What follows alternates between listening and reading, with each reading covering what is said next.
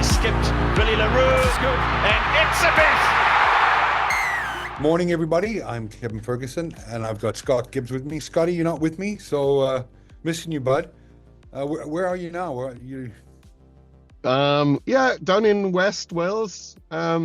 Beautiful day today, so I'm just preparing for a little coastal hike.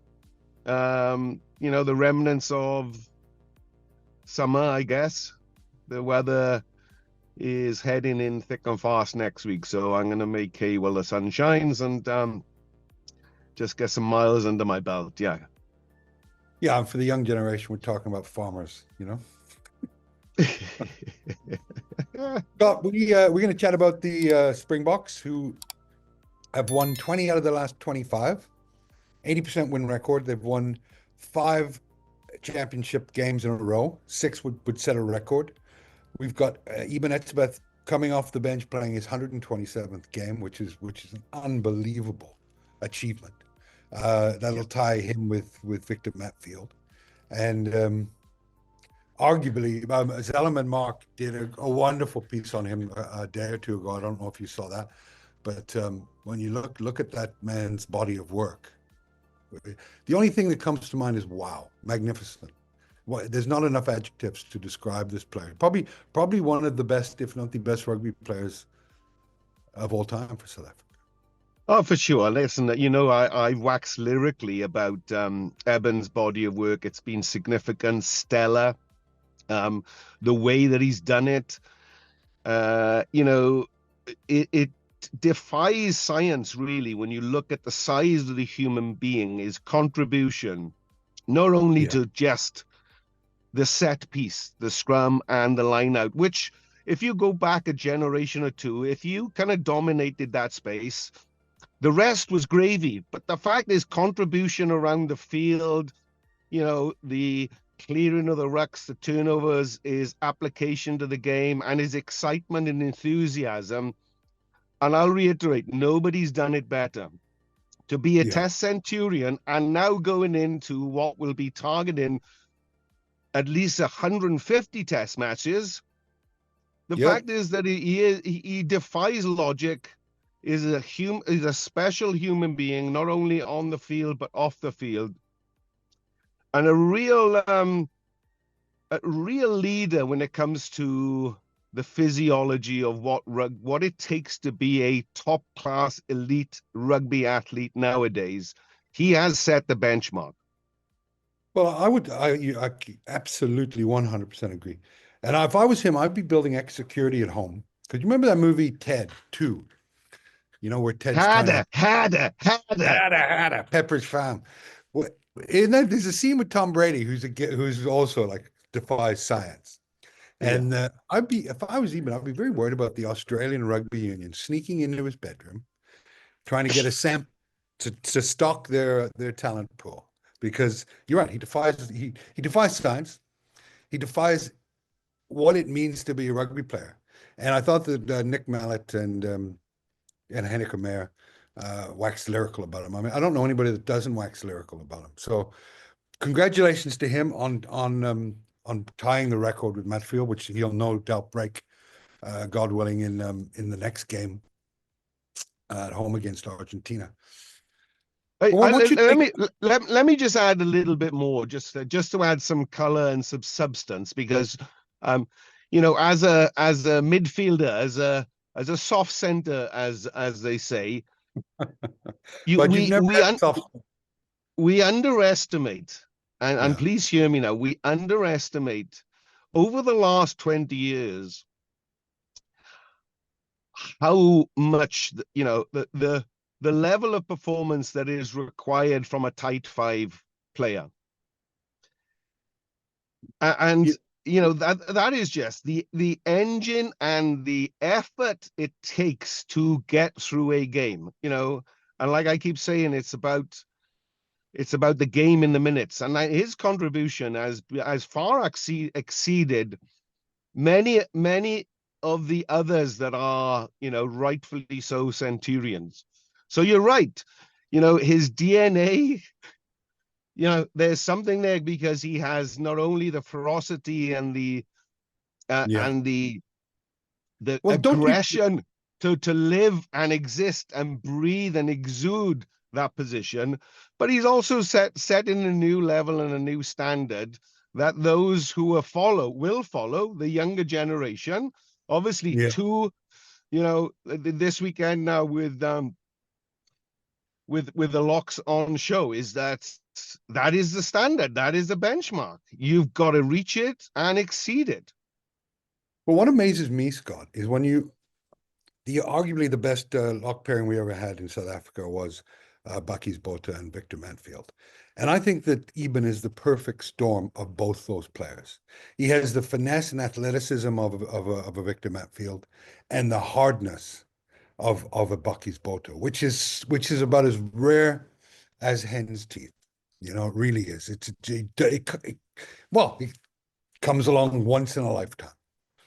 No, that's right. And, often we underestimate when we talk about generational players, and they usually come, every quarter of a century. And we've seen two of the best in Dan Carter and Richie McCaw, and Eben Etzebeth will be spoke of in those volumes and beyond, because he's a Springbok, and there's an expectation with the Springbok that, as you said, he exudes and exemplifies what it means to be a Springbok. If Marvel had a super team, he'd be the captain.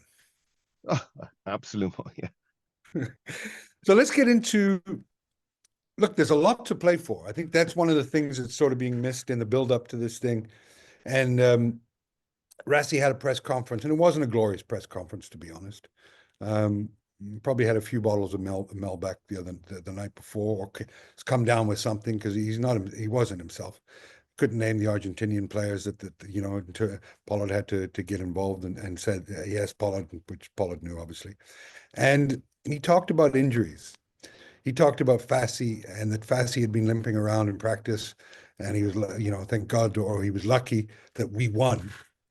Now, I don't know exactly what he means by that, other than the obvious, and the same with for Bongani. But you say we saw some heavy strapping on Sasha, yeah. And you mentioned to me on the day of the game that you were a bit concerned about that. Eh?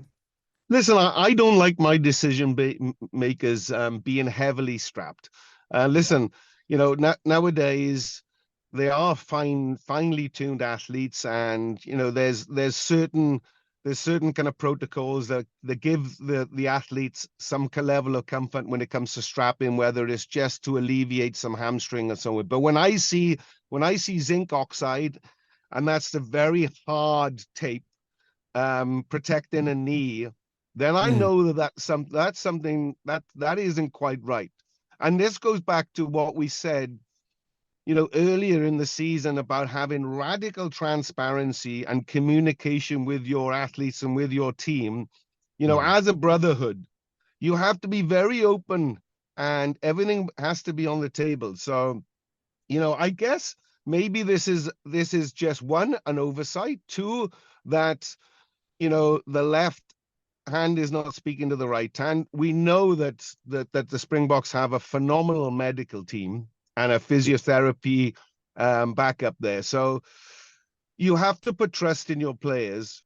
But that said, with caution, with someone who is as talented as Sasha, you give them every opportunity to be right on game day. But if there's any doubt, there's no doubt. And to that end, it's easy to say after the fact that I should have been better and more acutely aware of the body language of some of my players and maybe pull them from the starting lineup. Because you've got to have everybody healthy to give your best chance of getting the win. So, as you say, thank God they won. Thank God they won. Yeah, they won. And, they're 5-0 against Argentina. They're averaging 30 points a game against Argentina. This is a huge test. I think it feels 9-9. They've won 9 in a row against Argentina. Wow. There we go. So it's that just tells you exactly the run that they're on, and there's all to play for. I'm sure Rassie and the management will be conscious that it's unseasonably warm and humid in Santiago. So where they're playing this weekend now, a late kickoff, that, the temperatures are going to soar to about 35 degrees. So they're going to feel it deep down in their plums, Kevin. The blue hue. You see, look, my point for talking about this thing, because I don't think Sasha was going to play. I don't know, but only Rassie knows. But the thing I like about this Bok team right now is that they are probably the second team only that could look at a rotation where they actually have they can rotate. So you've had guys that for 2 weeks now have been concentrating. They've been told 2 weeks ago they were playing against Argentina, and the fight for positions in the Bok camp is incredible. The depth on that team. So for guys to be chomping at the bit and focusing on the Argentina game 2 weeks out is a huge advantage. And I don't think people can understand just how huge that is, because you're not going to get that jet lag from beating the All Blacks twice and then having to get up for a game against Argentina, with no disrespect to Argentina. You've got guys that have been focused on this game for 2 weeks and chomping at the bit.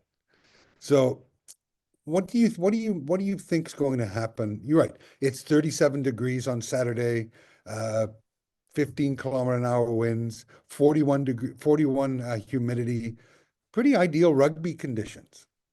And if I look at the Argentinians over the last couple of seasons, their rugby style has changed a bit. They used to be very much built in the South African mold of dominating up front with the forwards scrummaging. And I've noticed a bit of Japanese seeping through the cracks.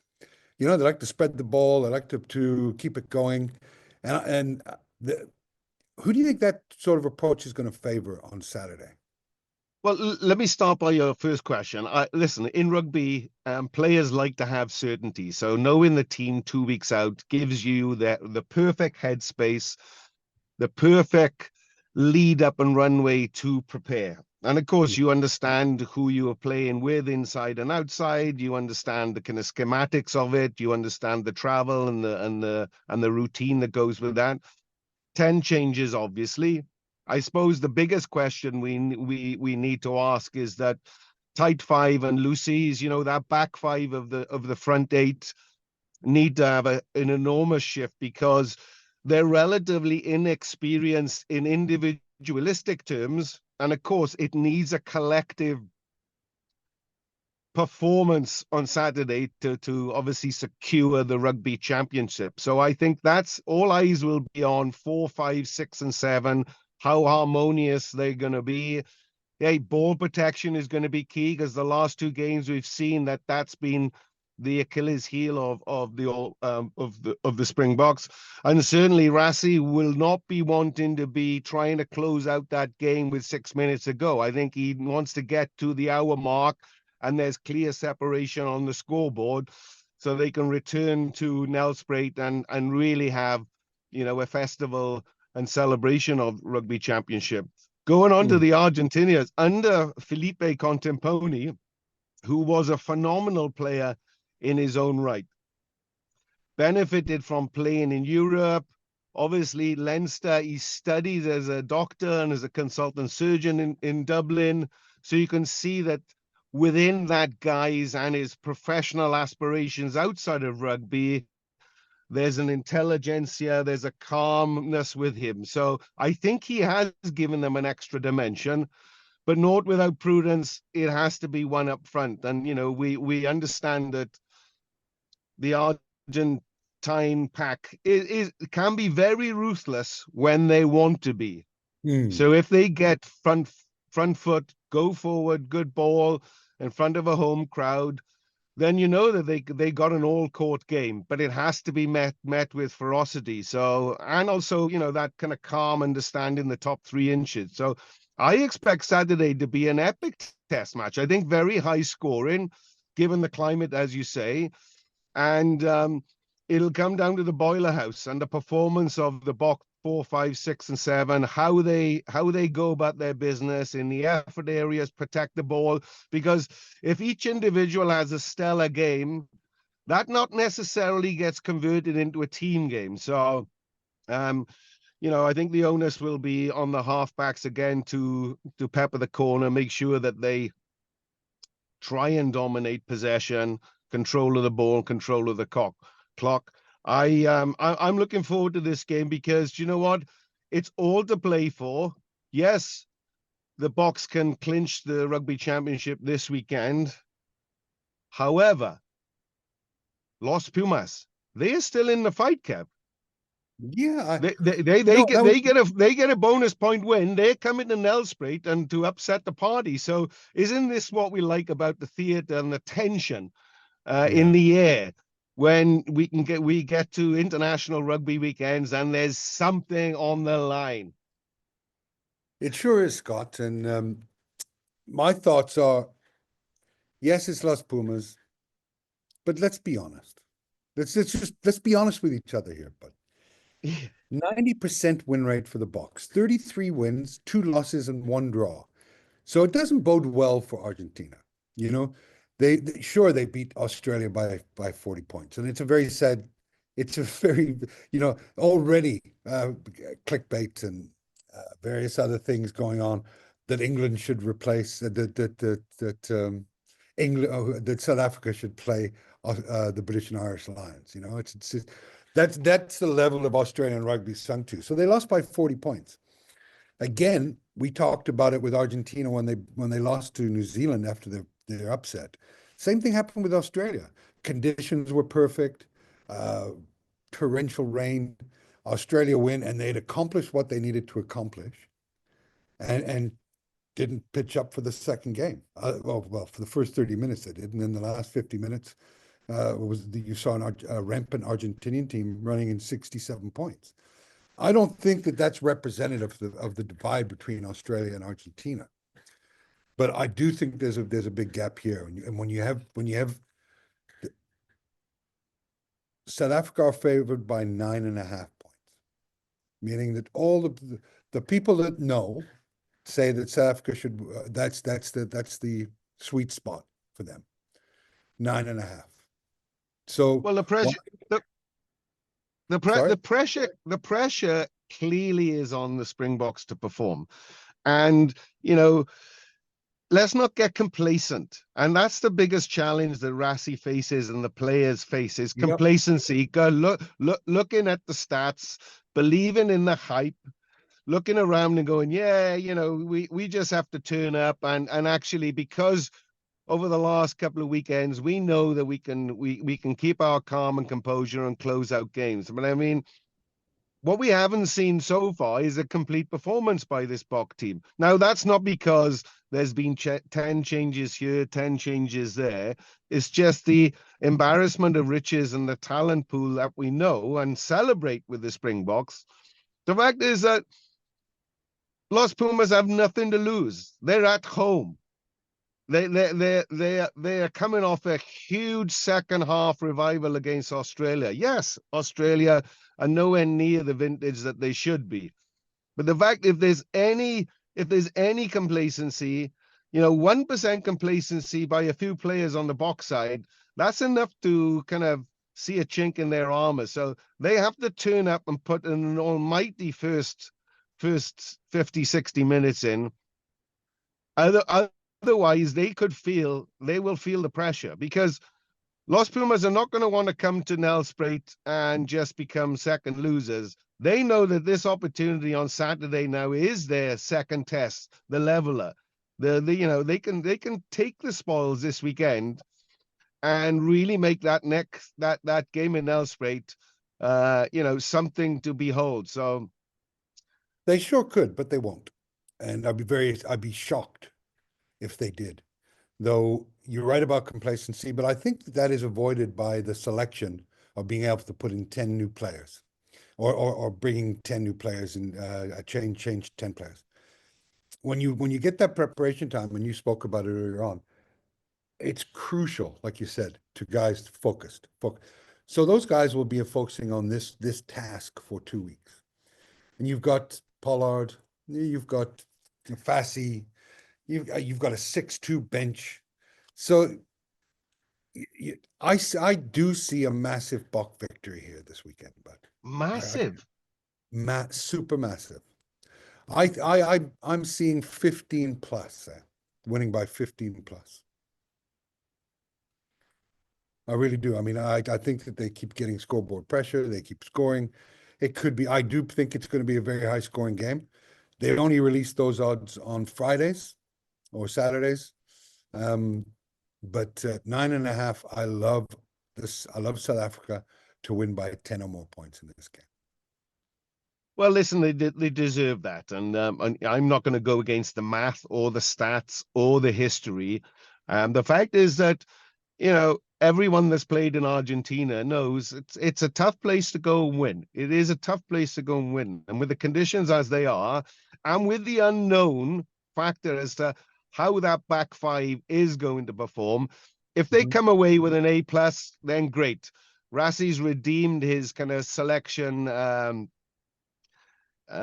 Genius, as we know that he is, and this is another insight into what the next 18 months, 2 years looks like from a player insight perspective, and also the grooming of someone like Sier and Dwayne Vermeulen being part of the coaching team and having an influence. So there's always a bigger picture with Rassie, so you never second guess him.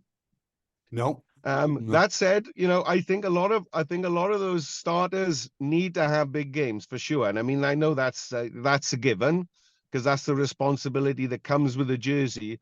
But I think there's an enormity about this fixture in particular, and not about next weekend. No, I think that next weekend could be, and I'm not saying it is. So please don't go full retard. Well, I'm saying next week is the game where they could have a letdown, and you win the championship, you go home for they're going to pick a very strong side apparently for next week. He's already announced that, barring injuries, and that could be where you're not playing for anything. It's like you've won 5, you've won the tournament, and those are the games that I always hated playing when I was playing anything was dead rubbers. But I think that the focus will be sharp this week. Even if Rassie wasn't sharp in the press conference, I think he should have let someone else handle that. Clearly wasn't healthy. Though I know that traveling to Argentina, you also get jet lag and all the other stuff. He should have let someone else handle that press conference because he was suffering bad. But we can't question his genius. And even if they lose on Saturday, you can't question a man that's won 2 World Cups, probably in all likelihood the championship, and seems to walk on water, and has everybody. And maybe go back to your press conference. Is that whether this is the role of director of communications or even a vice captain, Rassie doesn't need. We don't need to see the unraveling or the undoing of Rassie now because of faux pas or whatever. Because I think he needs to kind of protect his own genius and protect his brand by maybe saying a lot less, and just let the team performances describe exactly what that collective is all about, and that is the players, the staff, and everyone that travels, because they all have an enormous role to play in the preparation. And perfect preparation is the hallmark here. Well, I you agree, are what you do repeatedly. Yeah. I know a college basketball coach who said to us, practice doesn't make perfect. Perfect practice makes perfect. And Yeah. the one thing I know, is that the Argentinians are going to use that press conference. And I'll tell you, the piece they're going to use was the part of the press conference where Rassie couldn't name any of the players. Yeah, that's right. And to some degree, to the wider world, that is a mark of disrespect, because obviously, he's whether that's a little bit of fatigue or, as you said, a little hangover from the Malbec. The fact is that they use that as fuel. Of course they do. And I just don't want to see him put a foot wrong. if you're suffering from the jet lag, and just give a press conference to someone else, but you don't go on there and say number 6, number 4, number 5, because if I'm the coach of that team, I'm saying this guy doesn't even fucking know your name. That's how much he respects you. And you can bet your bottom dollar, bud, that that's what's going on this week in Argentina with the Argentinian teams. And they're Well, let's hope that's the people, case. Scotty. Yeah. You know, they're temperamental people. They're incredibly passionate. I never like to poke a bear. I never like to, I always let sleeping dogs lie. It's not something, you don't want to give anybody any ammunition on a journey. You don't want to be distracted by something a faux pas that you've made. And that was a massive faux pas, not to be able to name the players that he was playing against. I always found Argentina very difficult and gnarly to play against because, you know, in conventional rugby, when you do your preparation and you analyze the opposition and so on, there's always areas where you kind of concentrate your attack and defense on. You see where these little barriers where you create to break down the kind of weaknesses. That said, with Argentina, sometimes, you know, when you look at a defensive orientation of the game, you expect most of the kind of top tier teams to be in formation, and Argentina sometimes, I think, always been a very hard team to prepare against because they're just very unconventional, and that Gallic temperament and passion can sometimes be their undoing, but more often than not, it's what drives them. Yes, And that's why I see this weekend as one of those games where they will want to ride the form from the last 40 minutes and take it into the next 40 minutes, because I think they will target that back five and use that fuel, as you said, to say, who the hell does he think he is? Yeah. We'll show you what physicality is. We'll show you what we're all about. We'll show you what my name is. I think that's where I'm going with it, is that when I saw Argentina beat the All Blacks in the first game, what it meant to them, that's the Gallic temperament you're talking about, you know? Yeah. Just there's a couple teams I never want to piss off or give motivation, which when you don't have to give them any fuel. It's the French and the Argentinians. Yeah, agree with you. It's because they're so bloody temperamental, you know. And the thing is, we're talking about listen, there's always been a healthy respect between the Boks and the All Blacks because of the history and the heritage, and over the last 100 or so years, we're always referring to some of the best players that's ever played the game. When you look at Argentina over the last 20 years, these are huge, ferocious, aggressive, nasty human beings, and they got game. They can ball. So it's just whether the temperament and the preparation, you know, is tempered.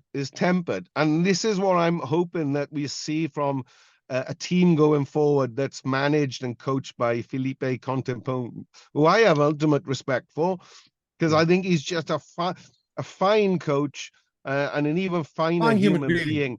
And if he can translate that and kind of temper that Gallic excitement with a steely edge, then this team is going somewhere. And of course, I think the fans of the Los Puma and the Argentinian Rugby Union want to see again an incremental improvement in performance and delivery and execution on Saturday to underscore that we're on the right track here. We got the pieces, we got the weapons, we got the scheme, we got the coach, but we just got to knit it together. There's just an observation I'd like to state. With Rassie, you know, he always seems front and center, and everybody wants to hear about Rassie. But what I don't hear from Rassie is recognition from his coaching team and, you know, some of the management, because I think that is underestimated too, because this is not just a one-man show. There's a lot of contributory factors that go into a complete performance and the preparation of a world-class team like that. And I'd like to see those guys step up. Let's hear from from the other faces in the management, because I think they, it just provides more validity that that is a really tight unit and everybody's singing off the same hymn sheet. And it never then seems to be, this is my show, and it's just Rassie and the rest of you are just minions. You know what I'm saying? I do, and I think that obviously Rassie has great rapport with the players. They want to play for him, so let's not take anything away from that. And I get your point. I just, when someone walks on water, you never want to see them step in a puddle. No, but that's Yeah, right, and that's what I'm saying is just yeah, share the love, and yeah, and talk more animatedly about the respect that he has for his backroom staff and his assistants and so on, because it's just not all about we can't make it all about Rassie, and like Rassie never made it all about Sia during the World Cup, and this whole yeah. one united republic, I get, but I think Rassie needs to delegate better from that perspective, certainly in the way that they communicate to the world. Yeah, certainly. And there's no doubt that genius never sleeps. So I have no doubt that he's, always thinking, always thinking. He should cut himself some slack and give himself a break. He doesn't have to attend all these press conferences. And Well, he, not certainly not in the shape that he has been in the last two press conferences that yeah, we've noticed. yeah, yeah, because it doesn't go unnoticed. And I guess we expect more from him. It's I've never seen a coach um, not be able to name the players he's playing against. And believe me, Well, well. Also, Argentina, he looks a little bit tired and looks a little bit unkept. Just like a clean shave, and that's what I'm saying is that you know I'd like to hear from someone like Dwayne Vermeulen, and for him to articulate what it's like to be part of the coaching, management, and setup, and his journey and so on, because that's where the engagement lies. Because I think if Rassie keeps turning up in this kind of poor shape and is not great value from a communicative perspective, then I think questions are going to start as to, is he looking after himself? As you say, genius doesn't sleep. Is he resting well? And the health and well-being of that squad is all about them, sharing the workload and so on. So just yeah, an observation. yeah, and let's not forget that he does suffer from an ailment, physical. Yes, for sure. Yeah. No, and listen, the toil and toll on the body and the mind and the kind of nervousness and anxiety about if you are leading a nation, it's a huge responsibility for sure. So I'm just perhaps after this championship now he deserves a little break and just can clear his mind and so on, and can turn himself around then for the autumn internationals. But no, epic test match ahead of us this weekend, Kevin. I think there's going to be, I think there'll be some surprises from both sides when it comes to just the total game kind of application. I think it'll be for me, has the hallmarks of the game of the championship so far. Really? Wow, Yeah. that's look, the betting is 9.5. I will put a bit on that. I'll put up 1,000 rand on the 9.5 plus minus 9.5 for the Boks. Despite what I said, I still think that the Boks are superheroes. And they would have to really underestimate, and the Argentinians just have to be so impassioned by what I think is disrespectfulness. That would maybe get a leveler. I don't see an Argentinian win, but I wouldn't be a million times shocked if I did, with how the Gallic passion and all we talked about earlier on.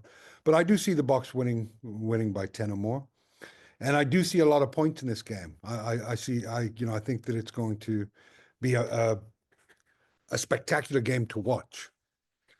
What are your Yeah, and thoughts I on? think Yeah, I think if I'm looking at the total points and over, I think we could be looking at something like 65, 70 points in total, Yeah. how that's carved up, I don't know, because I think there's a lot of both teams have a very potent offense.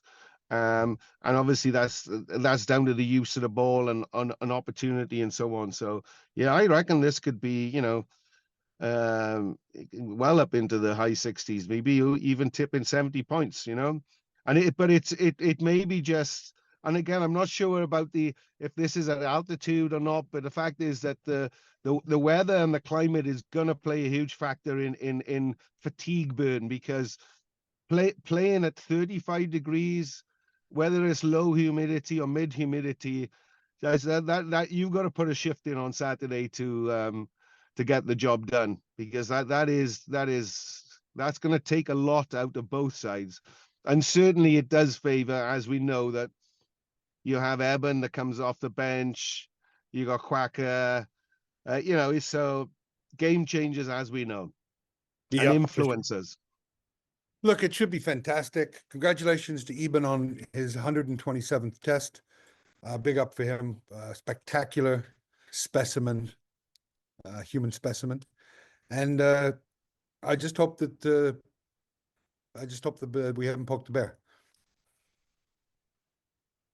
Well, yeah, I suppose poking the bear is kind of not so apt, but like, yeah, when you wrestle with a puma, and don't, because I tell you what, they could blow up on Saturday, and I mean blow up in a big way, where they just go for the throats of the Springboks. So I think, with all that said, I think it's going to be an epic test match on Saturday. Obviously, here in the Northern Hemisphere, it's the start of the URC. So the next 5 weeks, from that perspective, domestic rugby returns to not only South Africa, but the home unions and Italy this weekend. A lot of local derbies, but I think the next 5 weeks from the URC perspective is key, because I think it gives every team the opportunity to get some early points on the scoreboard, i.e. on the log. Because I think if you can get some bonus point win or even bonus point loses, will have a material effect as to how the playoff picture looks, later down the stretch. So yeah, Well, maybe next rugby. week we can chat about who we think are gonna succeed from a South African point of view in this tournament. And I got one other question, Scott, before I let you go. Do you think that this game's going to be a physical, niggly encounter? Well, I suppose, you were one about, this is what the numbers, this is what the experts say. The intangibles are is that when you arrest, when these two sides come up against each other, there is undoubtedly going to be niggle, and it's how that is controlled. Because gone are the days, as you know, where you can front up and square someone on the chin. So, and discipline is such a key aspect about keeping the team whole and numbers on the field. But I think Saturday, from an exception perspective, is that the team who's most disciplined is going to come home with the win, and that'll be.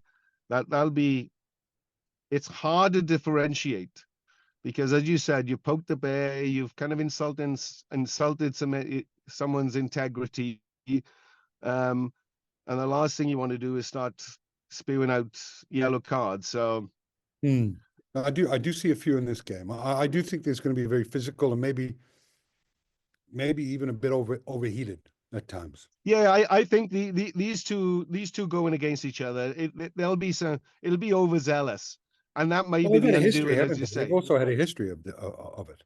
Yeah, and I mean, so yeah, it's that's all very difficult to predict in that context. But as you said, both sides have had good preparation. Yeah. Both, I would have thought that both managements would be the underpinning the reliance on being disciplined and being calm under pressure. But yeah, You know, it's playing in Argentina. It's a hotbed. I mean, the atmosphere is going to be raucous. The weather, the climate, as you said, the ball. You know, there's going to be a lot of sweat spilt on Saturday. I dare say a bit of claret too. So the Couldn't be onus rugby if from it the wasn't referee. so. No, that's right. And from the onus of the referee and then the assistant referee is obviously for us as spectators and supporters of the game is to provide us with a clean game, you know? Yeah. Yeah. No, for sure. Scotty, always a pleasure to speak to you. Can't wait till you come back and grace the shores again. And next week, hopefully, we can chat about the URC and the upcoming Springbok game in Mbombela. Yeah, sure. Listen, I think it's a very exciting 2 weeks for South Africa. As you say, first championship for a long time at stake. 2009, I think, was the last time we won. Yeah, so you know, this is we'd be lost without it. And the fact is, as we know, that the Springboks are really carrying the flag from an international perspective at the moment, and we need the rest to, you know, to lift as well. So that's why the expectation for Saturday is huge from an optics perspective. So yeah, may the best team win, but please give us a show. Yeah, absolutely.